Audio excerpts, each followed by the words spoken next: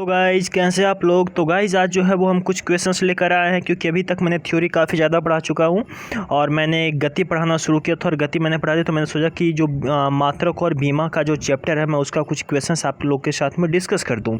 और ये सारे क्वेश्चंस प्रीवियस ईयर एग्जाम से आए हुए क्वेश्चन है, तो मैं डिस्कस कर देता हूँ और विदाउट टाइम वेस्ट किए तो चलिए मैं इस क्वेश्चंस को डिस्कस करता हूँ। सबसे पहली बात कि गाइज आप में से जो लोग अभी तक चैनल को सब्सक्राइब नहीं किए तो सबसे पहले चैनल को सब्सक्राइब कर लें, वीडियो को लाइक करें, कमेंट करें और अपने दोस्तों को शेयर करें। तो सबसे पहले आप चैनल को जाइए, सब्सक्राइब कीजिए, इसके बाद आप वीडियो को देखिए। खैर, तो गाइस जो पहला जो क्वेश्चन है वो है कि भार का एसआई मात्रक क्या है। सबसे पहले बात है कि भार और द्रव्यमान है क्या। तो बच्चों जो द्रव्यमान जो है वो किसी वस्तु का गुण होता है। द्रव्यमान जो होता है वो किसी वस्तु का क्या होता है, गुण होता है।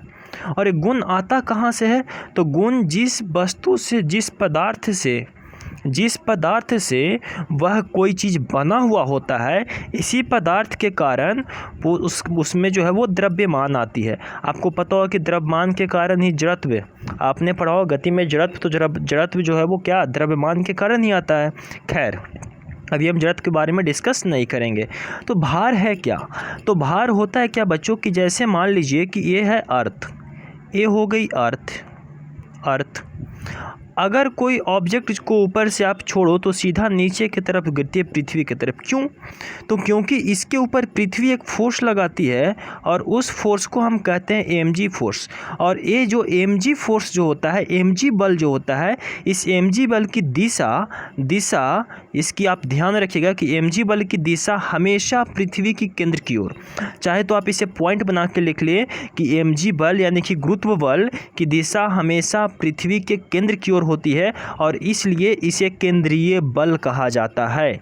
mg बल को केंद्रीय बल कहा जाता है। गुरुत्वाकर्षण बल को, इस तरह के गुरुत्वाकर्षण mg यानी कि गुरुत्व बल, एक्चुअली गुरुत्वाकर्षण बल नहीं है, एक गुरुत्व बल है। mg जो है वो गुरुत्व बल है। तो गुरुत्व बल को केंद्रीय बल यानी कि सेंट्रल फोर्स, इंग्लिश में इसे बोलते हैं सेंट्रल फोर्स कहा जाता है। और पता है जो गुरुत्व बल हो किसी भी पाथ के ऊपर, रास्ता के ऊपर निर्भर नहीं करता, तो इसलिए इसे संरक्षी बल भी कहते हैं। तो सबसे पहली बात कि mg बल को क्या कहते हैं, तो गुरुत्व बल कहते हैं, और क्या कहते हैं, तो संरक्षी बल कहते हैं। और इस mg बल या जो mg बल को और क्या कहते हैं, तो केंद्रीय बल कहते हैं। और इसकी दिशा किधर होती है, तो पृथ्वी के केंद्र की तरफ। अब यही बल अगर आप यहाँ से देखें तो इसमें दो चीज़ आ रहा है, एक आ रहा है m और एक आ रहा है g। एक आ रहा है m और एक आ रहा है g। अब थोड़ा सा आप समझिए कि आप जो लिखते हैं फोर्स बराबर यानी कि बल बराबर जो लिखते हैं वो क्या लिखते हैं कि m इंटू ए, जहाँ पर m क्या होता है, द्रव्यमान होता है, और a क्या है, त्वरण है। तो अगर हम ऑब्जेक्ट के लिए लिखें, किसी ऑब्जेक्ट के लिए, तो m को तो m ही लिखेंगे, द्रव्यमान को। क्या हम a क्या है, त्वरण। अगर हम इस त्वरण के जगह अगर हम गुरुत्वीय त्वरण g लिखते तो क्या हो जाएगा, mg, और ये क्या बन गया, बल। और पता है जब द्रव्यमान गुरुत्वीय त्वरण के साथ में जब होती है यानी कि जब गुणा हो जाता है तो वो क्या बन जाता है, वो बन जाता है बच्चों भार, वो बन जाता है भार। इसी mg बल को कहा जाता है भार। और जो सिर्फ m है इसको क्या बोलते हैं, द्रव्यमान। और इसलिए कहा जाता है कि द्रव्यमान जो वो किसी वस्तु का क्या है, ये जो द्रव्यमान हो किसी वस्तु का गुण होता है, जिसके कारण और ये जो द्रव्यमान जो है वो क्या है, किसी वस्तु का गुण होता है। और ये गुण कहाँ से आता है, तो वो जिस पदार्थ से वो वस्तु बनी होती है उससे उसके अंदर वो गुण आता है, वो द्रव्यमान की प्रॉपर्टीज आती है। और जी क्या है, तो गुरुत्वीय त्वरण, इसी को कहते हैं भार। तो इसका आंसर जो हो जाएगा, अच्छा ये क्या है, और एक तरह से क्या है, बल है। mg क्या है, बल है। और बल का मात्रक क्या होता है तो पता होगा, तो बल का मात्रक जो होता है बच्चों वो होता है न्यूटन। तो इसलिए भार का मात्रक भी क्या हो जाएगा, न्यूटन हो जाएगा। क्लियर। चलिए आइए अब सेकंड क्वेश्चन लेते हैं। अगर आप सेकंड क्वेश्चन देखें तो यहाँ पे दिया हुआ है कि संवेग की इकाई क्या है। सेकंड क्वेश्चन में है बच्चों की संवेग को इंग्लिश में कहा जाता है मोमेंटम, और जिसको दर्शाते हैं p से। तो संवेग का फॉर्मूला हम लिखते हैं कि संवेग बराबर होता है बच्चों वेग गुने द्रव्यमान गुने वेग। संवेग बराबर लिखते हैं द्रव्यमान गुने वेग, जिसको हम लिखते हैं द्रव्यमान को m से दर्शाते हैं और वेग को वेलोसिटी से। तो यहाँ पर p बराबर हो गया संवेग, m बराबर हो गया द्रव्यमान और v बराबर क्या हो गया, वेग।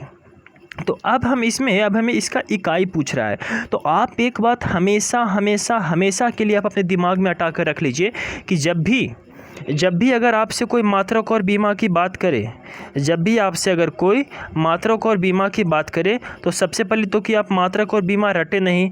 सबसे पहली बात कि मात्रक और बीमा आप क्या करें, रटे नहीं। ठीक है, किसी भी अगर भौतिक राशि के मात्रक या बीमा इकाई कुछ भी निकालना हो तो उसके लिए उस भौतिक राशि की सबसे पहले आप फॉर्मूला लिखें और इसके बाद फिर आप उसको वहाँ से आसान तरीके से निकाल सकते हैं। जैसे यहाँ पर कि आप देख सकते हैं हमें संवेग की इकाई निकालने को कहा गया है। क्या, तो संवेग की इकाई निकालने को कहा गया है। तो मैंने क्या किया, सबसे पहले संवेग का मैंने फॉर्मूला लिख लिया। क्या लिखा, तो P बराबर m गुने v, जहाँ पर P क्या है तो संवेग है, m क्या है द्रव्यमान है और v क्या है बच्चों तो वेग है। अब यहाँ से देखें तो m क्या है द्रव्यमान, और द्रव्यमान का मात्रक क्या होता है तो द्रव्यमान का मात्रक होता है बच्चों kg। तो इस वजह से मैंने लिख दिया यहाँ पर kg। और क्या है, v है, और v क्या है वेग। तो वेग का मात्रक क्या होता है, तो वेग का मात्रक आपने पढ़ा होगा कि होता है बच्चों मीटर पर सेकेंड। क्लियर। तो यहाँ से क्या आ जाएगा, तो यहाँ से फाइनल जो हमें आंसर मिलेगा वो मिलेगा kg मीटर पर सेकेंड, kg मीटर पर सेकेंड, या फिर इसको हम kg मीटर सेकेंड इन्वर्स भी कर सकते हैं, है ना। इसको हम क्या कर सकते हैं, kg मीटर सेकेंड इन्वर्स, क्योंकि सेकेंड जब ऊपर जाएगी, जब ये सेकेंड ऊपर जाएगा तो सेकेंड के पावर क्या हो जाएगा -1 हो जाएगा। तो kg मीटर सेकेंड इन्वर्स, और ऑप्शन बी जो होगा बच्चों वो क्या हो जाएगा, सही होगा। क्लियर, ठीक है। चलिए अब बात करते हैं क्वेश्चंस नंबर 3 की। क्वेश्चंस नंबर 3 क्या है, चलिए आइए देखते हैं। क्वेश्चंस नंबर 3 है बच्चों कि विद्युत आवेश का एसआई मात्रक क्या होता है। विद्युत आवेश का एसआई मात्रक क्या होता है, तो आई थिंक कि आप सबको पता होगा जहाँ तक कि विद्युत आवेश का एसआई मात्रक जो होता है वो क्या होता है, कूलाम होता है। विद्युत आवेश का एसआई मात्रक क्या होता है, कूलाम होता है। इसमें ऑप्शन ए में है वोल्ट, इसमें ऑप्शन ए में जो है वो है वोल्ट, और ऑप्शन बी सी में है केल्विन, और ऑप्शन डी में है किलोग्राम। मैं इसकी भी थोड़ी सी बात कर लेता हूँ। एक्चुअली वोल्ट जो होता है बच्चों वो विद्युत विभव का होता है, या फिर विद्युत विभवांतर। विद्युत विभव या विभवांतर को हम के मात्रक को हम क्या कहते हैं, तो वोल्ट कहते हैं। केल्विन जो मात्रक होता है बच्चों वो तापमान का होता है, और किलोग्राम जो मात्रक होता है वो द्रव्यमान का होता है। ठीक है, आप याद रखेंगे कि वोल्ट किसका मात्रक होता है, तो विभवांतर का, केल्विन होता है तापमान का, और किलोग्राम होता है द्रव्यमान का, और विद्युत आवेश का मात्रक क्या होता है, तो कूलाम होता है। क्लियर। अच्छा, एक चीज़ और कि कहीं कहीं आपको आवेश का मात्रक किसी और दूसरे रूप में भी दिया हुआ होता है। किस तरह से, तो बच्चों आपको पता होगा कि विद्युत धारा और आवेश का संबंध किस तरह से है।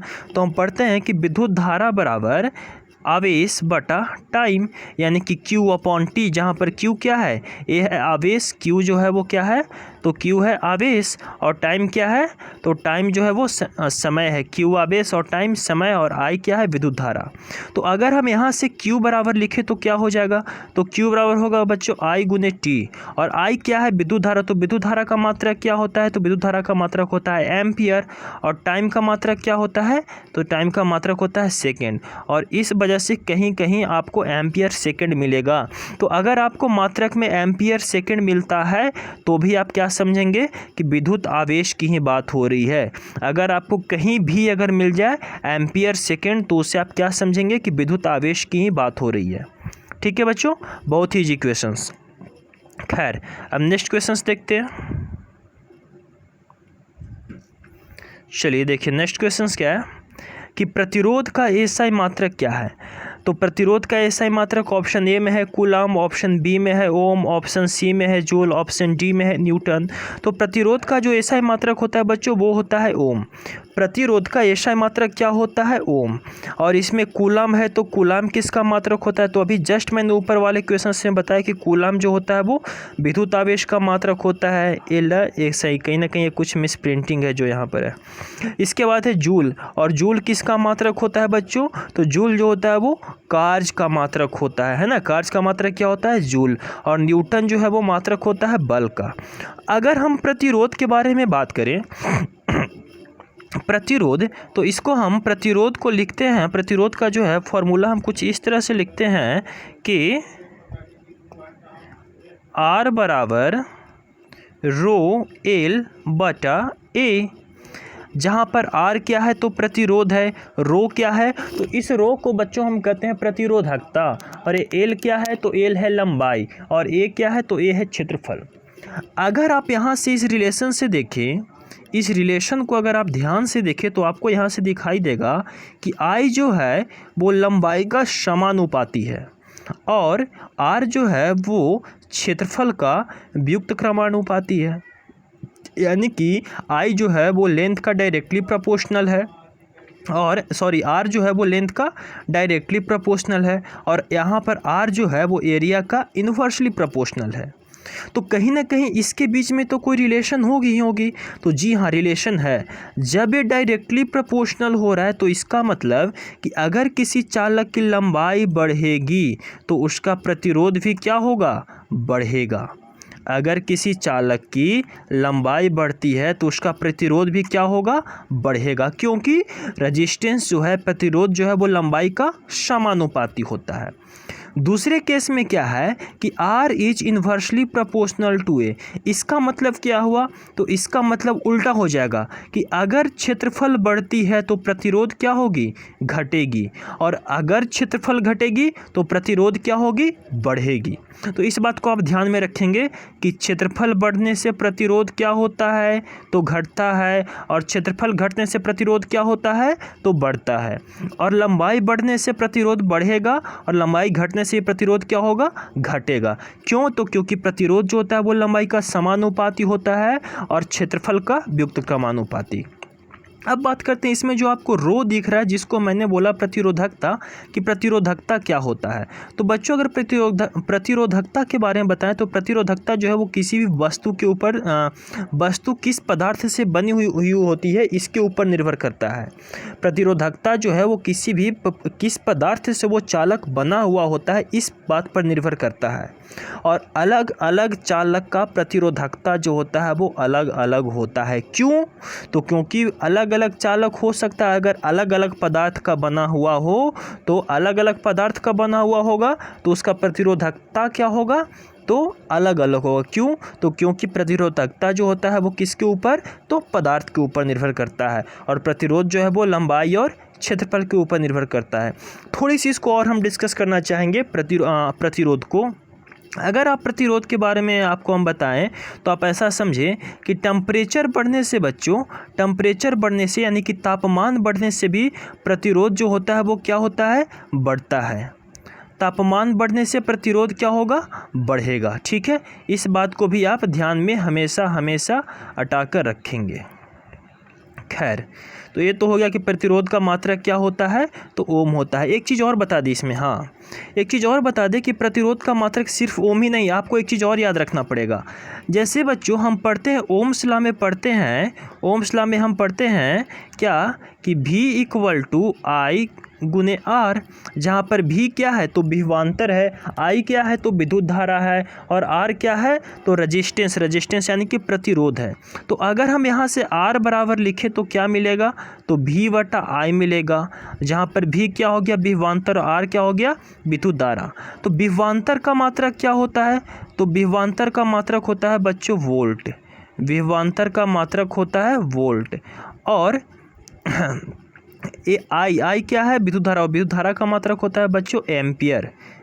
इसको मैं शॉर्ट में लिख देता हूँ एम्पियर। ठीक है, विभवांतर का मात्रक क्या होता है, एम्पियर, और सॉरी एक मिनट बच्चों, हाँ अब देखिए यहाँ पर देखिए कि विभवांतर का मात्रक क्या होता है, तो वो होता है V/4 वोल्ट, और नीचे में क्या है आई यानी कि विद्युत धारा, इसका मात्रक क्या होता है तो एम्पियर। तो यहाँ से देखें तो बन जाएगा वोल्ट पर एम्पियर, और इस वोल्ट एम्पियर को भी यूज करते हैं हम प्रतिरोध के मात्रक में।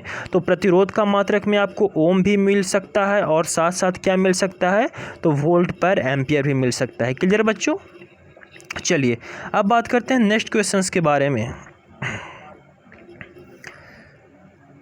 तो अगर आपको ये वीडियो अच्छा लग रहा है तो प्लीज़ जल्दी से आप चैनल को पहले सब्सक्राइब कर ले बच्चों, जल्दी से चैनल को सब्सक्राइब कर ले, ताकि मैं आपको इसी तरह से अच्छे वीडियोज़ और क्वेश्चन डिस्कशन का वीडियोज़ आपको साथ लेकर आऊँ और मैं आपसे शेयर करूँ। चलिए नेक्स्ट क्वेश्चन देखिए क्या है कि विद्युत धारा का एसआई मात्रक क्या है। बहुत अच्छा क्वेश्चन है कि विद्युत धारा का एसआई मात्रक क्या है।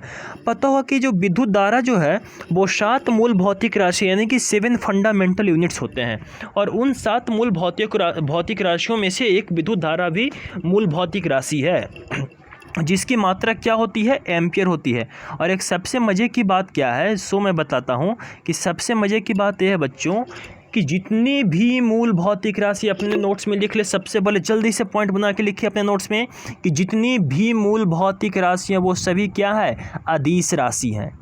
यानी कि मूल भौतिक राशि कौन कौन है, तो एक है एम यानी कि मास मतलब द्रव्यमान। दूसरा क्या है तो लेंथ, एल का मतलब लेंथ का मतलब लंबाई। तीसरा क्या है तो वो है बच्चों टाइम का मतलब समय। चौथा क्या है तो फिर से टी यानी कि टेम्परेचर का मतलब तापमान। इसके बाद फिर क्या है तो इसके बाद है बच्चों करंट, इलेक्ट्रिसिटी, जिसकी यूनिट होती है एम्पियर। तो 1 2 3 4 5 और बाकी के 2 और बच गए, तो एक करंट। इसके बाद है फिर बच्चों ज्योति तीव्रता, जिसको हम बोलते हैं ल्यूमिनस इंटेंसिटी, जिसकी यूनिट होती है कैंडेला। क्योंकि वो लिखने के लिए हमें इधर स्पेस नहीं, इसलिए मैं इसको यूनिट से यहाँ पे रिप्रेजेंट कर दे रहा हूँ। और लास्ट जो होता है बच्चों वो होता है मोल। मोल यानी कि पदार्थ की मात्रा। तो जितने भी 7 भौतिक राशियाँ जो मूल भौतिक राशियाँ हैं वो क्या है, तो ये जो है मूल भौतिक राशियाँ ये सारे के सारे अदिश राशि हैं। जितने भी मूल भौतिक राशियाँ वो क्या हैं बच्चों, वो अदिश राशि हैं। तो आप इस बात को हमेशा याद रखेंगे। दूसरी चीज़, तो यहाँ पर हम क्या बात कर रहे थे, विद्युत धारा के बारे में। तो विद्युत धारा जो है क्या है, उन्हीं मूल भौतिक राशियों में से एक है जिसकी मात्रा क्या होती है तो एम्पियर होती है। क्लियर बच्चों। अगर हम विद्युत धारा के बारे में और डिस्कस करें तो हम कहना चाहेंगे, तो बच्चों अगर हम विद्युत धारा के बारे में और बात करना चाहें तो हम यहाँ पे ध्यान से देखिए कि यहाँ पे हम लिखते हैं कि I इक्वल टू विद्युत धारा बराबर क्या लिखते हैं कि विद्युत धारा बराबर लिखते हैं बच्चों I इक्वल टू लिखते हैं Q अपॉन T, जहाँ पर Q क्या है तो आवेश है और T क्या है, टाइम है। तो यहाँ से Q क्या है, आवेश, और आवेश का मात्रा क्या होता है तो कूलम होता है, जिसको हम लिखते हैं C से, और अपॉन टाइम, तो टाइम को लिखते हैं सेकेंड। तो यहाँ से जो आ जाएगा वो आ जाएगा कि कूलम पर सेकेंड, और इसी कूलम पर सेकेंड को भी हम एम्पियर कहते हैं, और इसी कूलम पर सेकेंड को हम एम्पियर कहते हैं। एक्चुअली में जो एम्पियर जो है वो एक साइंटिस्ट का नाम है, और उसी के नाम पर इस विद्युत धारा के मात्रा को एम्पियर कह दिया गया है। कूलम पर सेकेंड, और कूलम पर सेकेंड को क्या कहा जाता है तो एम्पियर कहा जाता है। ठीक है, तो आपको किसी क्वेश्चंस में कूलम पर सेकेंड भी दिया हुआ रहेगा तो आप उसको कूलम पर सेकेंड ही लगाएंगे। ये नहीं कि कन्फ्यूजन हो जाना है कि विद्युत धारा का मात्रक तो एम्पियर होता है तो कूलम पर सेकेंड आप खोजते रह जाएंगे। खैर, नेक्स्ट क्वेश्चन है बच्चों कि निम्न में से अदिश राशि नहीं है। यानी कि अदिश राशि और सदिश राशि के बारे में थोड़ी सी डिस्कस करें हम। पहली बात कि अदिश राशि को तो हम बोलते हैं इंग्लिश में स्केलर क्वांटिटी, और सदिश राशि को हम बोलते हैं मैं इसको थोड़ा सा अलग से मैं लेके इसको मैं करता हूँ, मैं इसके लिए अलग मैं बोर्ड लेता हूँ, इस तरफ देख सकते हैं। यहाँ पे अगर हम बात करें अदिश और सदिश के बारे में तो अब आप देख सकते हैं यहाँ पे समझेंगे सही से। अगर हम बात करें बच्चों, ये कुछ ज़्यादा ही बड़ा लिख रहा है ना, चलिए कोई नहीं, इसको और छोटा कर लेते हैं। ओ माय गॉड, थिकनेस काफ़ी ज़्यादा हो रखा है। चलिए अब सही है, हाँ अभी भी काफ़ी ज़्यादा है, अब तो 1 कर दिया, अब कुछ ठीक है।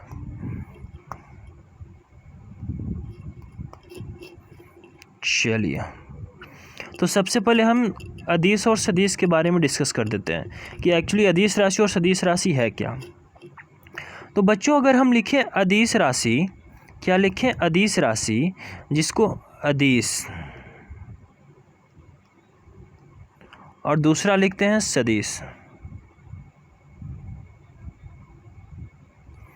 अगर अदिश राशि की बात करें तो अदिश राशि जो है वो सिर्फ और सिर्फ परिमाण के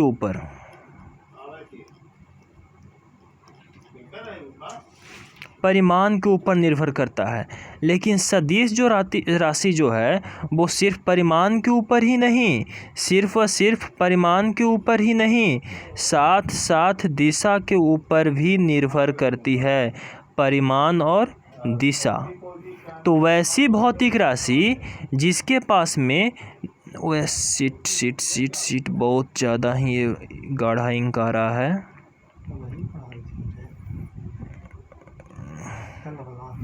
चलिए ये देखिए तो हो गया परिणाम और दिशा। तो वैसी भौतिक राशि सदिश के लिए हम क्या लिखेंगे कि वैसी भौतिक राशि जो परिणाम एवं दिशा दोनों पर निर्भर करती है वो कहलाती है बच्चों सदिश राशि। लेकिन वैसी भौतिक राशि जो सिर्फ और सिर्फ परिमाण पर निर्भर करती है, दिशा के ऊपर निर्भर नहीं करती, तो वो क्या कहलाती है, तो वो कहलाती है अदिश राशि। और पता है सदिश राशि का एग्जाम्पल कौन कौन सा है, बल, क्योंकि बल जो है वो दिशा के ऊपर और परिमाण के ऊपर दोनों के ऊपर निर्भर करता है। और क्या है, तो और है त्वरण, क्यों, तो क्योंकि त्वरण जो है परिमाण के और दिशा के ऊपर दोनों के ऊपर निर्भर करता है। और क्या है, तो और जो है वो है वेग, ये भी जो है परिमाण और दिशा के ऊपर निर्भर करता है। तो इस तरह से बहुत सारे जो भौतिक राशियाँ वो क्या है, सदिश राशियाँ हैं। वही अगर हम अदिश राशि के एग्जाम्पल की बात करें तो अदिश राशि जो है बच्चों वो सिर्फ और सिर्फ परिमाण के ऊपर निर्भर करता है, और इसका एग्जाम्पल हो गया दूरी, और क्या हो गया, तो चाल, और क्या हो गया, तो विद्युत धारा। ये सब क्या है, तो ये सब अदिश राशि हैं। क्लियर, यहाँ तक क्लियर। अब इधर क्वेश्चंस को हम देखते हैं। चलिए अब देखिए यहाँ पर क्वेश्चंस क्या है। कहता है कि निम्न में से खाली जगह स्थान अदिश राशि नहीं है, यानी कि यहाँ पर हमें जो अदिश राशि नहीं है उसको चुनना है। तो यहाँ पर देखें कि बल जो है वो क्या है, सदिश राशि। अभी जस्ट मैंने बताया कि बल कौन सी राशि है, तो बल जो है बच्चों वो सदिश राशि अभी जस्ट मैंने बताया है। तो यहाँ पे इसका आंसर तो सबसे पहले क्या हो जाएगा, बल हो जाएगा, क्योंकि बल जो है वो अदिश राशि नहीं है। बाकी आयतन जो है वो सिर्फ और सिर्फ परिमाण के ऊपर निर्भर करता है, दिशा के ऊपर निर्भर नहीं करता। द्रव्यमान जो है वो भी परिमाण के ऊपर निर्भर करता है, दिशा के ऊपर निर्भर नहीं करता। और लंबाई जो है वो भी सिर्फ और सिर्फ परिमाण के ऊपर निर्भर करता है, दिशा के ऊपर निर्भर नहीं करता। और अभी मैंने जस्ट कुछ देर पहले क्या बतलाया, तो अभी जस्ट मैंने कुछ देर पहले बतलाया है क्या, कि सभी मूल भौतिक राशियाँ, क्या बताया कि सभी मूल भौतिक राशियाँ क्या है, तो अदिश राशि हैं। जितनी भी मूल भौतिक राशि वो सब क्या है, 7 मूल भौतिक राशि, और सातों के सातों क्या है, तो अदिश राशि है। तो इसलिए द्रव्यमान क्या हो गया, अदिश राशि हो गया। द्रव्यमान क्या है, अदिश राशि। लंबाई अदिश राशि, आयतन अदिश राशि, और बल क्या है, सदिश राशि। तो इसका आंसर क्या हो जाएगा, बल हो जाएगा। क्लियर बच्चों। क्वेश्चन नंबर 7 है कि एम्पियर सेकेंड किसकी इकाई है, एम्पियर सेकेंड किसकी इकाई है। अभी जस्ट मैंने इसके बारे में डिस्कस किया था। क्या डिस्कस किया था, तो मैंने बताया था कि I इक्वल टू हम लिखते हैं, यानी कि विद्युत धारा बराबर क्या लिखते हैं, तो लिखते हैं कि Q upon T, Q upon T, जहाँ पर Q क्या है, तो आवेश है, और T क्या है, तो समय है। यानी कि विद्युत धारा बराबर क्या हो जाएगा, तो आवेश बटा समय। तो विद्युत धारा बराबर क्या हो जाएगा, आवेश बटा समय। सो ये क्वेश्चंस क्या है था, मैं एक बार थोड़ा सा देख लेता हूँ क्वेश्चंस में, क्वेश्चंस थोड़ा सा देख लेते हैं। क्वेश्चंस क्या था, एम्पियर सेकेंड किसकी इकाई है, हाँ जी।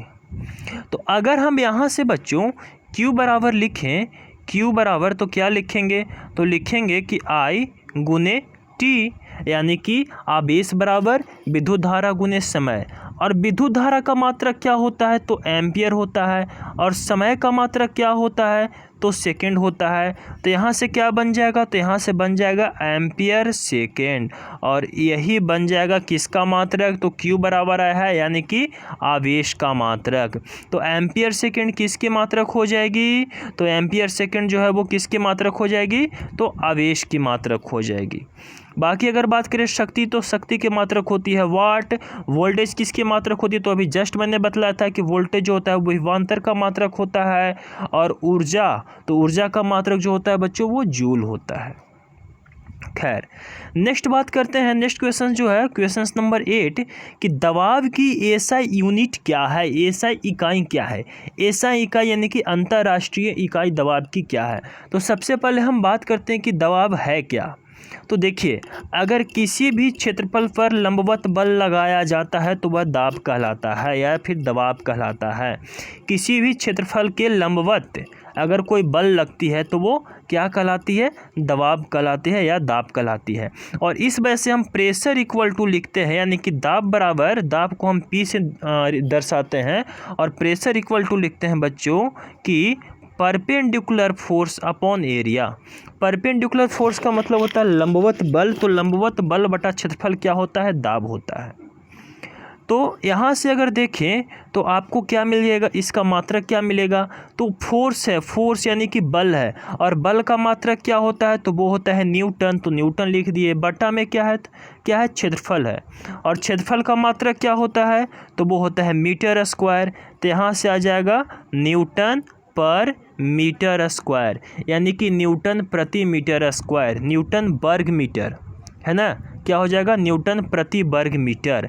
तो ये तो सबसे पहले इसकी मात्रक हम यहाँ पे देख लेते हैं कि कौन सा ऑप्शन मैच करता है दबाव के लिए। तो दबाव का मात्रक यहाँ से क्या आ गया, तो आ गया न्यूटन प्रति वर्ग मीटर। अब इसमें ऑप्शन चेक कर लीजिए। ऑप्शन ए में है न्यूटन प्रति वर्ग सेंटीमीटर, ये तो हो नहीं सकता। न्यूटन वर्ग मीटर, ये भी नहीं हो सकता। न्यूटन प्रति वर्ग मीटर, ऑप्शन बी जो है वो मिल गया करेक्ट। ऑप्शन बी जो है वो हमारा मिल गया दबाव का एसआई मात्रक करेक्ट। अब थोड़ी सी दबाव के बारे में अगर और हम बात करें तो देखिए, थोड़ी सी दबाव के बारे में अब हम और बात करते हैं।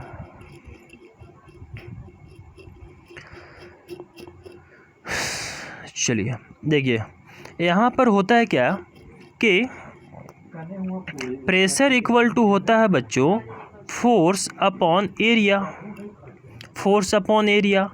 अगर आप यहाँ से देखें तो pressure is inversely proportional to area है, यानी कि दाब जो है वो क्षेत्रफल का व्युक्त क्रमानुपाती है। और व्युक्त क्रमानुपाती है तो क्या होगा, तो ऐसा होगा कि अगर किसी का क्षेत्रफल, अगर क्षेत्रफल बढ़ेगा तो दाब का मान क्या है, घटेगा। बल समान है, बल हमें बल की बात नहीं करें, सिर्फ अभी क्षेत्रफल की बात करें। बल समान लग रहा है, लेकिन अगर क्षेत्रफल उसकी बढ़ रही है तो दाब क्या होगी, घटेगी। और अगर क्षेत्रफल घटेगी यानी कि एरिया घटेगी तो दाब क्या होगा, तो दाब जो है वो बच्चों वो बढ़ेगी।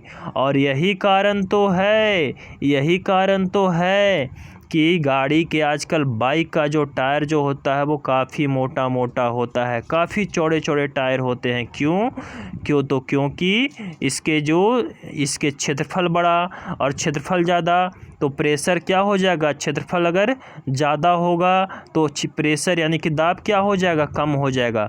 अब इस बाइक के ऊपर चाहो अब जितनी मोटी बैठा लो कोई दिक्कत नहीं है, कितने भी मोटी भैंस की तरह मोटी को अभी आप बैठा लो तो कोई दिक्कत नहीं है, बाइक की टायर जो है वो ब्लास्ट जल्दी नहीं होगी।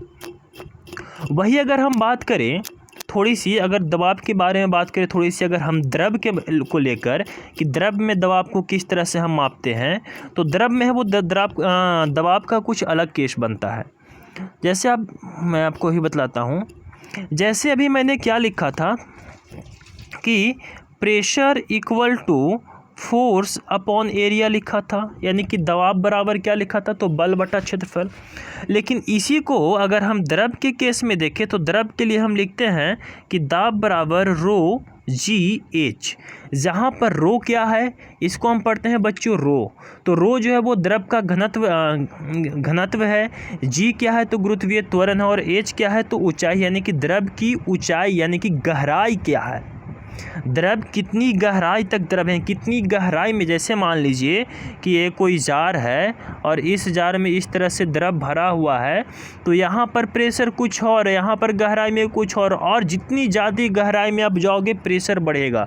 अरे भैया काहे प्रेशर बढ़ेगा, तो यहाँ से देखो, अगर यहाँ से आप देख रहे होंगे तो आपको नज़र आ रहा होगा कि pressure is directly proportional to h, h यानी कि डेप्थ, इसको हम डी लिखे तो और ज़्यादा अच्छा लगेगा, है ना। ये लीजिए डी, ये लीजिए डी, यानी कि दाब जो है वो क्या है, तो गहराई का समानुपाती है। और तो अरे भैया जैसे जैसे गहराई बढ़ी वैसे वैसे का हुई, तो वैसे वैसे प्रेशर भी बढ़ल जाई। मतलब कि जैसे जैसे गहराई बढ़ेगा वैसे वैसे दबाव भी क्या होगा, बढ़ेगा। यही कारण तो है कि टाइटैनिक जो डूबा था, कैसे डूबा था, तो अरे भैया समुद्र में के अंदर जैसे जैसे जाते गया दाब बढ़ते गया वो अंदर जाके ध्वस्त हो गया। यही कारण, यही तो देखिए कि क्या होता है कि जैसे जैसे आप समुद्र के अंदर जाओगे दाब बढ़ने लगता है, जैसे जैसे समुद्र के अंदर जाते हैं दाब बढ़ने लगता है। अरे उतना छोड़िए ना, अभी धान के दिन है, धान में मोरी बांध रहे होंगे तो क्या होगा, कहीं कहीं बांध बना रहे होंगे पानी को जमा करने के लिए। और जब बांध बनाते हैं तो क्या करते हैं, तो करते हैं ना जी कि जो बांध के जो जैसे बांध बनाते हैं तो बांध के नीचे का जो दीवार जो होता है वो काफ़ी ज़्यादा मोटा बना जाता है। काहे कि द्रव के गहराई में जाने से दाब क्या होता है, बढ़ता है। और जब दाब बढ़ेगा तो ये बांध नीचे से तुरंत टूट जाएगा। तो इसलिए नीचे में क्या करते हैं, इसको मोटा बनाते हैं ताकि दाब ज़्यादा होगा। लेकिन अगर इसको हम इसके क्षेत्रफल को बढ़ा देंगे, मोटा बना देंगे, क्षेत्रफल को बढ़ा देंगे तो दाब क्या हो जाएगा, क्षेत्रफल को बढ़ा देंगे। गहराई में जाने से क्या होता है, दाब क्या होता है, बढ़ता है। दाब क्या होता है, बढ़ता है। तो इसको मोटा बनाते हैं, क्यों, क्योंकि जितना इसका क्षेत्रफल बढ़ेगा उतना इस पर प्रेशर क्या होगा, कम होगा। क्योंकि प्रेशर जो होता है वो क्षेत्रफल का व्युत्क्रमानुपाती क्रमानुपाती होता है। बात समझ में आई। तो ये हो गई दाब के बारे में बातें, और बाकी वो हो गई दाब के बारे में क्या, तो वो सब हो गई द्रव का मात्रक के बारे में बात कर चुके कि द्रव का मात्रक क्या होता है, तो होता है बच्चों न्यूटन प्रति वर्ग मीटर, या फिर न्यूटन मीटर स्क्वायर भी हम कह सकते हैं। ठीक है, चलिए हम नेक्स्ट क्वेश्चन लेते हैं।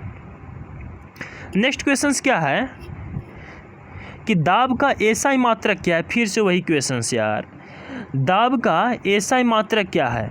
तो अच्छा हाँ, दाब का ऐसे मात्रक क्या है, तो अभी जस्ट मैंने बताया था, क्या बताया था कि pressure equal to force upon area, यानी कि परपेंडिकुलर फोर्स अपॉन एरिया। और फोर्स यानी कि बल बटा क्षेत्रफल, और बल का मात्रक क्या होता है, न्यूटन, और क्षेत्रफल का मात्रक क्या होता है, मीटर स्क्वायर। तो यहाँ से क्या आ जाता है, यहाँ से आ जाएगा न्यूटन प्रति मीटर स्क्वायर। और पता है इसी न्यूटन मीटर प्रति स्क्वायर को हम बोलते हैं पास्कल। इसी को हम बोलते हैं बच्चों पास्कल। एक्चुअली एक साइंटिस्ट है, एक वैज्ञानिक, उन्हीं के नाम पर इसका मात्रक का दे दिया गया है पास्कल। तो इसीलिए हम कहते हैं क्या कि इसको हम कहेंगे न्यूटन मीटर स्क्वायर को हम बोलेंगे, क्या बोलेंगे, पास्कल। तो इसीलिए हम कहते हैं कि दाब का ऐसे मात्रक होता है वो क्या होता है, तो वो होता है पास्कल। इसके साथ साथ और हम बात करें कि अगर हम इसको एमकेएस यूनिट में लिखें, यानी कि केजी मीटर सेकंड के रूप में अगर लिखें, तो इसको हम किस तरह से लिखेंगे, तो आइए उसको वो भी देख लेते हैं। आइए हम उसको भी देख लेते हैं कि केजी मीटर सेकंड में किस तरह से लिखेंगे। अगर हम इसको केजी मीटर सेकंड में लिखें तो किस तरह से लिखेंगे, तो आइए इसको देखते हैं बच्चों। हम जहाँ तक कि अभी मैंने शुरू से मैं बोल रहा हूँ कि प्रेशर इक्वल टू क्या लिखते हैं, तो फोर्स अपॉन एरिया लिखते हैं। फोर्स क्या है, तो बल है, एरिया क्या है, तो क्षेत्रफल है। तो दाब बराबर बल बटा क्षेत्रफल। अब बताएं कि बल का मात्रक क्या होता है, तो बल का मात्रक होता है बच्चों केजी मीटर पर सेकेंड स्क्वायर। और बटा में क्या है, क्षेत्रफल है। तो क्षेत्रफल तो नीचे में क्या आ जाएगा, सेकंड के बगल में मीटर स्क्वायर। अरे भैया क्षेत्रफल का मात्रा क्या होता है, मीटर स्क्वायर होता है। तो 1 मीटर से इसका स्क्वायर मर गया तो क्या बच गया, तो ऊपर में बच गया केजी, नीचे में बच गया सेकंड स्क्वायर, और क्या बच गया, मीटर। तो जब ये ऊपर जाएगा तो क्या हो जाएगा, तो हो जाएगा kg metre inverse second inverse 2। और यही क्या बन जाएगा, यही बन जाएगा क्या, तो दाब का मात्रक kg metre inverse second inverse 2। Clear बच्चों। चलिए तो इसको मिटाएं और नेक्स्ट क्वेश्चंस लेते हैं। ठीक है बच्चों, अगर हम आगे की क्वेश्चंस देखते हैं और किस किस तरह के क्वेश्चंस हैं, चलिए तो इसका जो आंसर है वो क्या हो जाएगा, तो इसका आंसर हो जाएगा बच्चों पास्कल। तो दाब का ऐसा ही मात्रक क्या हो जाएगा, पास्कल हो जाएगा, पास्कल। नेक्स्ट क्वेश्चन है कि बल का ऐसा यूनिट क्या होता है। तो बल का जो ऐसा यूनिट होता है बच्चों, वो शायद सबको पता होगा कि बल का ऐसा यूनिट क्या होता है, न्यूटन होता है। खैर इसके बारे में भी हम थोड़ी सी बात करेंगे। तो बल क्या है, तो किसी वस्तु को धक्का देना या खींचना क्या होता है, बल कहलाता है। बल का फॉर्मूला क्या होता है बच्चों, तो हम लिखते हैं कि बल बराबर, लिखते हैं कि फोर्स बराबर, यानी कि बल बराबर द्रव्यमान गुने त्वरण, यानी कि m गुने ए, जहाँ पर m क्या है तो द्रव्यमान है और a क्या है त्वरण है, यानी कि बल बराबर द्रव्यमान गुने त्वरण। तो यहाँ से अगर देखें तो द्रव्यमान का मात्रक क्या होता है, तो वो होता है बच्चों kg, और a क्या है त्वरण का मात्रक क्या होता है, तो वो होता है मीटर पर सेकेंड स्क्वायर। तो यहाँ से आ जाएगा kg मीटर पर सेकेंड स्क्वायर, और पता है इसी kg मीटर पर सेकेंड स्क्वायर को कहा जाता है न्यूटन। इसी kg मीटर पर सेकेंड स्क्वायर को कहा जाता है न्यूटन। सर आइजैक न्यूटन जो साइंटिस्ट थे, उनके नाम पर इसका मात्रक, उनको रिस्पेक्ट देने के लिए इसका नाम रख दिया गया न्यूटन। kg मीटर पर सेकेंड स्क्वायर को क्या कहा जाता है, तो न्यूटन कहा जाता है। दूसरी चीज़, इसका एक और मात्रक होता है CGS मात्रक, जिसको बोलते हैं, यानी कि सेंटीमीटर ग्राम सेकेंड मात्रक, तो जिसको हम बोलते हैं डाइन। तो एक्चुअली डाइन क्या लिखाएगा, तो जहाँ पर kg है वहाँ पर हम क्या करेंगे, तो वहाँ पर हम लिख देंगे बच्चों, जहाँ पर kg है वहाँ पर हम लिख देंगे, क्या लिखेंगे, तो वहाँ पर हम लिख देंगे इसको kg के जगह हम क्या लिख देंगे, तो kg की जगह लिख देंगे बच्चों ग्राम, गुने जहाँ पर मीटर है वहाँ पर लिख देंगे हम सेंटीमीटर, बटा जहाँ पर सेकेंड स्क्वायर है तो सेकेंड, दोनों में सेम होता है सेकेंड स्क्वायर। तो यहाँ से जो है वो क्या बन जाएगा, तो यहाँ से बन जाएगा बच्चों, कुल मिलाकर क्या बन जाएगा, तो बन जाएगा ग्राम सेंटीमीटर पर सेकेंड स्क्वायर, और इसी ग्राम सेंटीमीटर पर सेकेंड स्क्वायर को डाइन कहा जाता है। इसी को कहते हैं डाइन। एक होता है गांव में, देहात में डाइन भूत होता है, ये दूसरी डाइन है, ठीक है। तो ये हो गया kg मीटर पर सेकेंड स्क्वायर क्या हो गया, तो न्यूटन हो गया, और ग्राम सेंटीमीटर पर सेकेंड स्क्वायर क्या हो गया, तो डाइन हो गया। तो बल का मात्रक जो होता है वो SI मात्रक क्या है, तो वो है बच्चों न्यूटन। बल का SI मात्रक क्या है, न्यूटन। देखिए मैं किसी भी भौतिक राशि का मात्रक या बीमा रट के नहीं बता रहा हूँ, बल्कि मैं बेसिक तरीका बता रहा हूँ कि आखिर किसी भी भौतिक राशि का मात्रक या बीमा हम कैसे निकाल सकते हैं, ठीक है। चलिए नेक्स्ट क्वेश्चन है कि विस्थापन की SI इकाई है, तो विस्थापन की SI इकाई होती है बच्चों मीटर। विस्थापन की जो SI इकाई होती है वो क्या होती है, मीटर। और यहाँ तक कि विस्थापन के बारे में मैं आपको और बताऊँ तो मैं यही कहना चाहूँगा, विस्थापन की SI इकाई है मीटर। हाँ अब सही है, मीटर। तो इसके बारे में मैं यही कहना चाहूँगा कि विस्थापन है क्या। मैं थोड़ा सा विस्थापन को यहाँ पर समझाता हूँ। ऐसे मैंने लेक्चर में शूट कर रखा है तो आप जाकर देख भी सकते हैं, लेकिन खैर यहाँ पे मैं जो है विस्थापन को आपको समझाने की कोशिश करता हूँ। विस्थापन क्या है बच्चों कि मान लीजिए कि कोई एक जीवात्मा है जो कि ए पर खड़ा है, और ए पर खड़ा है और उसको इस बिंदु बी पर जाना है। तो ए से बी जाने का, या तो ऐसे सीधा चला जाए, या तो ऐसे यूं यूं यूं यूं घूमते हुए यहाँ पर आए, या फिर ऐसे यूं ऐसे करके आए। इसमें सबसे कम दूरी तय करने वाला रास्ता कौन है, अगर हम इसका नाम दे दे एक, इसका दे दे रास्ता नंबर 1, इसका रास्ता नंबर 2, इसका रास्ता नंबर 3, तो सबसे कम दूरी तय करने वाला रास्ता कौन है, तो ये पहला रास्ता है, पहला। तो जो सबसे कम दूरी जो होता है उसी सबसे कम दूरी को हम बोलते हैं विस्थापन। लेकिन अरे भैया सबसे कम दूरी कहाँ से कहाँ, तो आरंभिक बिंदु चलना कहाँ से शुरू किए थे, तो चलना हम ए से शुरू किए थे और पहुँचे कहाँ, तो बी पर। तो ए से बी के बीच सबसे कम दूरी कौन सा है, तो 1 नंबर वाला रास्ता है। तो इसलिए हम इसको क्या बोल दिए, विस्थापन। तो इसलिए हम विस्थापन का परिभाषा क्या लिखते हैं कि आरंभिक बिंदु, आरंभ यहीं से किए थे और अंत यहाँ हुआ है। तो इसीलिए हम कहते हैं कि आरंभिक बिंदु से अंतिम बिंदु के बीच की सबसे कम दूरी को विस्थापन कहा जाता है।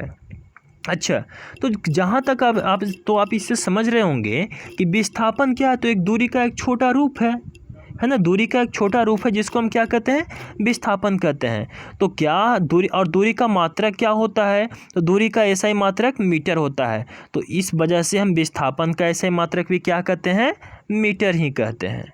क्लियर, यहाँ तक बात समझ में आई। चलिए नेक्स्ट क्वेश्चन लेते हैं कि विभवांतर की ऐसा इकाई है। विभवांतर, अभी जस्ट मैंने बात किया था कि विभवांतर की ऐसा इकाई जो होती है वो क्या होती है, वोल्ट होती है। विभवांतर की ऐसा इकाई जो होती है वो क्या होती है, वोल्ट होती है। अब इसके लिए थोड़ी सी और हम बात करेंगे विभवांतर को लेकर। चलिए इधर देखिए साइड में है ना, खोपचे में आ जाइए, इधर आ जाइए, ये देखिए अब विभवांतर क्या होता है ना। चलिए देखिए विभवांतर क्या होता है, पोटेंशियल डिफरेंस जिसको हम बोलते हैं, क्या बोलते हैं, पोटेंशियल डिफरेंस। इंग्लिश में हम बोलते हैं बच्चों पोटेंशियल डिफरेंस विभवांतर को, ठीक है। इसको थोड़ा और कम कर लीजिए इसकी थिकनेस को, हाँ अब सही है। चलिए देखिए, अगर बात करें बच्चों विभवांतर की, पोटेंशियल डिफरेंस की, तो हम लिखते हैं कि पोटेंशियल डिफरेंस बराबर work done by charge upon charge. यानी कि विभवांतर क्या है, तो किसी आवेश द्वारा किए गए कार्य को आवेश से विभाजित कर दीजिए तो वही विभवांतर का मान निकल जाता है, वो विभवांतर निकलता है। तो यहाँ से देखिए क्या है, वर्क है, और वर्क यानी कि कार्य, और कार्य का मात्रक क्या होता है, तो वो होता है जूल बटा ए क्या है, कुल आवेश है, क्यू क्या है, आवेश, और आवेश का मात्रक क्या होता है, तो वो होता है कूलाम। तो यहाँ से देखें कि जूल पर कूलाम, और इसी जूल पर कूलाम को हम कहते हैं बच्चों वोल्ट। इसी जूल पर कूलाम को हम बोलते हैं वोल्ट। तो इसलिए विभवांतर का मात्रक जो, अच्छा एक चीज़ और, बैटरी में आपने लगा हुआ इस तरह से देखा होगा कि अगर आप बैटरी लेने जाते होंगे तो बैटरी में लिखा हुआ रहता है, क्या लिखा हुआ रहता है, अभी बता रहे हैं कि क्या लिखा हुआ रहता है। बैटरी में लिखा हुआ होता है 12 वोल्ट। तो एक्चुअली इस 12 वोल्ट का मतलब क्या हुआ, तो ये जो 12 वोल्ट जो है उस बैटरी के विभवांतर को दर्शा रहा है। जैसे आप देखे होंगे कि विद्युत का जो सर्किट जो बना होता है वो कुछ इस तरह से उतरता है, एक बड़ा एक छोटा, इस तरह से अगर कोई रेजिस्टेंस लगा दो इस तरह से, फिर ऐसे आके मिल गया। इसका मतलब क्या होगा, और एक तरफ हम लिखते हैं प्लस, एक तरफ लिखते हैं माइनस। इसका मतलब क्या हो गया, मतलब कि अगर प्लस के तरफ 12 है तो माइनस के तरफ कितना है, 0, और दोनों को सब्ट्रैक्ट करके देखो, घटा के देखो कितना आ जाएगा। तो अरे भैया 12 माइनस 0 कितना होगा, 12 माइनस 0 12 ही तो आएगा ना। तो 12 वोल्ट का मतलब क्या है कि अगर किसी बैटरी के ऊपर 12 वोल्ट लिखा है, इसका मतलब कि उस बैटरी की विभवांतर की बात हो रही है। तो विभवांतर का मात्रक क्या होता है, तो वोल्ट होता है। अब यहाँ पर देखिए 13 नंबर क्वेश्चंस कि जी का मान एसआई इकाई वही है जो खाली जगह की एसआई इकाई है। तो जी का मान की एसआई इकाई वही है स्मॉल जी। तो स्मॉल जी को भैया हम बोलते हैं गुरुत्वीय त्वरण। आपको पता होगा कि स्मॉल जी को क्या कहा जाता है, गुरुत्वीय त्वरण। तो त्वरण कोई भी हो, गुरुत्वीय हो या फिर इस तरह का रैखिक त्वरण हो, तो त्वरण है तो त्वरण का मात्रक क्या होता है, तो त्वरण का मात्रक जो होता है, त्वरण का मात्रक क्या होता है, तो वो होता है मीटर पर सेकंड स्क्वायर। तो गुरुत्वीय त्वरण का मात्रक भी क्या होगा, मीटर पर सेकंड स्क्वायर, और इसकी मात्रक किसके जैसी होगी, तो त्वरण के जैसी। यहाँ पर बात करें और क्या है, दाब है, तो दाब के बारे में अभी जस्ट मैंने डिस्कस किया, जिसकी मात्रक होती है पास्कल, और पास्कल को हम क्या लिखते हैं, तो न्यूटन पर मीटर स्क्वायर, यानी कि न्यूटन प्रति वर्ग मीटर। यहाँ पर है संवेग, और संवेग क्या होता है, तो द्रव्यमान गुने वेग होता है, और उसको हम क्या लिखते हैं, तो उसको हम लिखते हैं केजी मीटर पर सेकेंड, केजी मीटर पर सेकेंड या फिर केजी मीटर सेकेंड इनवर्स। यहाँ पर है वेग, और वेग का मात्रक क्या होता है, तो उसकी वेग की मात्रक होती है बच्चों मीटर पर सेकेंड। क्लियर। अब यहाँ पर देखें कि यहाँ पर एक क्वेश्चन है 14 नंबर कि newton metre square kg inverse 2, newton metre square kg inverse 2 की ऐसा इकाई है। किसकी इकाई है, दबाव की। तो दबाव की तो नहीं हो सकती क्योंकि अभी जस्ट मैंने दबाव के बारे में बात किया है। संवेग की, संवेग का भी नहीं हो सकता क्योंकि संवेग के बारे में भी बात मैंने किया है। गुरुत्वाकर्षण के कारण हुआ त्वरण, इसके बारे में तो अभी जस्ट मैंने ऊपर में ही बात किया 13 नंबर क्वेश्चन में, तो ये भी नहीं हो सकता। अब गुरुत्वाकर्षण के सार्वभौमिक नियतांक, एक्चुअली सार्वभौमिक नियतांक नियतांक होता क्या है। तो बच्चों आपको पता हो कि गुरुत्वाकर्षण बल जो होता है, किसी भी दो वस्तु के बीच में एक आभासी बल लगता है, दो वस्तु के बीच एक आभासी बल लगता है, उस बल को जिसके पास द्रव्यमान हो तो उस बल को हम बोलते हैं गुरुत्वाकर्षण बल। और गुरुत्वाकर्षण बल बराबर, जैसे अगर मान लीजिए कि इस तरह से, कि अगर इस तरह से दो वस्तु रखी है, दोनों की बीच की दूरी अगर r है, दोनों की बीच की दूरी अगर छोटा r है, तो ये पहली वस्तु, अगर ये पहली वस्तु है और ये दूसरी है, तो पहली वस्तु दूसरी के ऊपर फोर्स लगाएगी और दूसरी वस्तु जो है वो पहले के ऊपर फोर्स लगाएगी। दोनों एक दूसरे के ऊपर जो है वो क्या करती है, फोर्स लगाती है, ठीक है। और इस तरह से इस दोनों को फोर्स को हम क्या बोलते हैं, तो गुरुत्वाकर्षण बल बोलते हैं। दोनों के बीच में जो फोर्स जो लग रहा है उस फोर्स को हम क्या बोलते हैं, तो गुरुत्वाकर्षण बल बोलते हैं। और इसी गुरुत्वाकर्षण बल का फॉर्मूला होता है बच्चों की F बराबर, इस गुरुत्वाकर्षण बल का फॉर्मूला होता है कि F बराबर, हाँ अब आप देख सकते हैं यहाँ से होता है कि F बराबर G(m1 m2 बटा r स्क्वायर। जहाँ पर F क्या है तो बल है, G क्या है तो गुरुत्वीय नियतांक या गुरुत्वाकर्षण का सार्वभौमिक नियतांक जिसे कहते हैं, m1 क्या है तो पहले वस्तु का द्रव्यमान, m2 क्या है तो दूसरे वस्तु का द्रव्यमान, और बटा r स्क्वायर क्या है तो दोनों वस्तु के बीच की दूरी। तो यहाँ से अगर हम G लिखना चाहें तो G बराबर क्या लिखेंगे, तो क्या हम G बराबर ऐसे लिख सकते हैं कि इधर भागा में है तो R उधर जाके बाद गुना में हो जाएगा, तो हो जाएगा F R स्क्वायर बटा m1 गुने बटा m1 गुने m2। एक किसके बराबर मिल गया, G के बराबर मिल गया। क्लियर।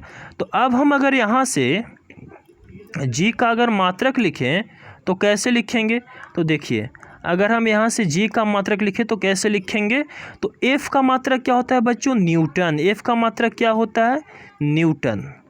R स्क्वायर, तो R क्या है, दूरी है, और दूरी का स्क्वायर यानी कि मीटर का स्क्वायर, बटा m1 क्या है, मास है, और मास का मास यानी कि द्रव्यमान, और द्रव्यमान का मात्रक kg, बटा नीचे में क्या है फिर है m2। m2 के लिए भी क्या लिखेंगे, m2 के लिए क्या लिखेंगे, तो m2 के लिए भी हम लिखेंगे यहाँ से kg। तो यहाँ से आ जाएगा हमारा न्यूटन मीटर स्क्वायर बटा kg स्क्वायर।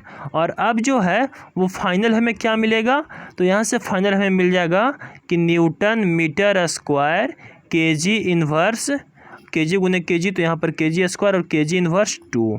तो newton metre square kg inverse 2 किसका मात्रक हो गया, तो ये जो है बच्चों ये मात्रक हो गया किसका, तो ये मात्रक हो गया गुरुत्वाकर्षण के सार्वभौमिक नियतांक का। यानी कि जो ये हमारा ऑप्शन सी जो है वो क्या है, सही है। सॉरी ऑप्शन डी, यहाँ पे सी यहाँ भी हो गया, सी यहाँ भी हो गया, तो ऑप्शन डी जो है वो बच्चों वो मेरा बिल्कुल सही है।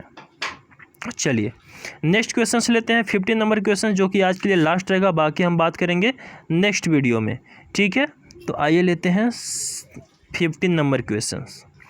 चलिए ये देखिए 15 नंबर यानी कि 15 नंबर क्वेश्चन है कि प्रतिरोधकता की एसआई इकाई क्या है।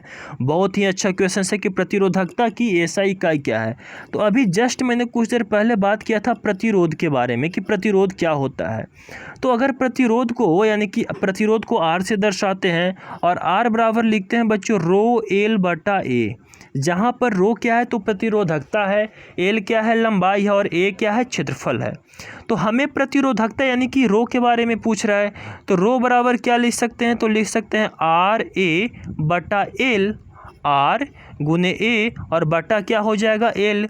तो आर क्या है प्रतिरोध, और प्रतिरोध का मात्रक क्या होता है, तो प्रतिरोध का मात्रक होता है ओम, गुने एरिया क्षेत्रफल यानी कि एरिया, और एरिया यानी कि क्षेत्रफल, तो क्षेत्रफल का मात्रक क्या होता है, तो वो होता है मीटर स्क्वायर, बटा एल क्या है लंबाई, और लंबाई का मात्रक क्या होता है मीटर। तो यहाँ मीटर से इसका स्क्वायर मर गया तो क्या बच गया, तो बच गया यहाँ से ओम और सिर्फ मीटर, तो हो जाएगा इसका मात्रक क्या हो जाएगा, तो इसका मात्रक हो जाएगा ओम मीटर। यानी कि प्रतिरोधकता का मात्रक क्या होता है, ओम मीटर। इसमें चेक कीजिए कि कहाँ ओम मीटर है। देखिए ऑप्शन ए में ही मिल गया कि प्रतिरोधकता का मात्रक क्या होता है, ओम मीटर होता है। इसमें ऑप्शन बी में है बच्चों, ऑप्शन बी में है जूल। तो ये तो पता है आपको कि जूल किसका मात्रक होता है, कार्य का, है ना, तो ये तो हो नहीं सकता। सी में है एम्पियर। एम्पियर के बारे में अभी जस्ट हम कुछ देर पहले ऊपर वाले क्वेश्चन से बात की थे कि एम्पियर किसका मात्रक होता है, तो विद्युत धारा का। और ओम किसका मात्रक होता है, तो वो प्रतिरोध का। तो बस आज के लिए इतना, बाकी हम बात करेंगे नेक्स्ट वीडियो लेक्चर में, क्योंकि आज की जो वीडियो जो है वो काफ़ी लंबी हो गई है। ठीक है, तो बाकी हम मिलते हैं फिर नेक्स्ट में। तब तक के लिए यहीं पर वीडियो को स्टॉप करते हैं और इसी तरफ हमारे साथ बने रहिए। चैनल को सब्सक्राइब कीजिए, कमेंट कीजिए और वीडियो को लाइक कीजिए और अपने दोस्तों को भी शेयर कीजिए। यार प्लीज़ सब्सक्राइब करो यार। चैनल आप वीडियोज़ देखते हैं लेकिन आप चैनल सब्सक्राइब नहीं करते, तो प्लीज़ सब्सक्राइब द चैनल। आप चैनल को सब्सक्राइब जरूर करें, क्योंकि आप सब्सक्राइब करेंगे तभी तो हम वीडियो अपलोड कर पाएंगे और आपको जो है वो नोटिफिकेशन मिलेगी। तो प्लीज़ सब्सक्राइब द चैनल, आप चैनल को सब्सक्राइब करें। ठीक है बच्चों, तो बस इसी के लिए आज के लिए बस इतना। मिलते हैं फिर next video. Thank you for watching this video.